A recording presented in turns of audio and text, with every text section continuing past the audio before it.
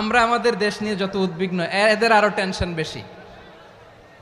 বলেন আমাদের দেশে শান্তি আছে না নাই? আমরা হিন্দু মুসলিমে কখনো দাঙ্গা লাগে?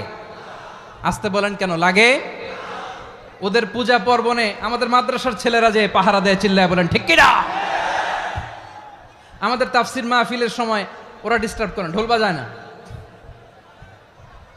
ওদের পূজা পার্বণের সময় আমাদের তাফসির মাহফিলের ডেট হলে আমরা চেঞ্জ করে দেই।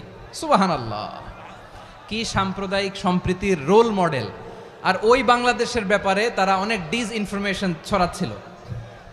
ভারতের অনেকগুলো গণমাধ্যম, আমি জেনারেলাইজ করব না, আমাদের প্রতিবেশী দেশের সব গণমাধ্যমকে আমি দোষ দিতে চাই না, অনেকগুলো গণমাধ্যম তারা ডিস ইনফরমেশন শেয়ার করেছে।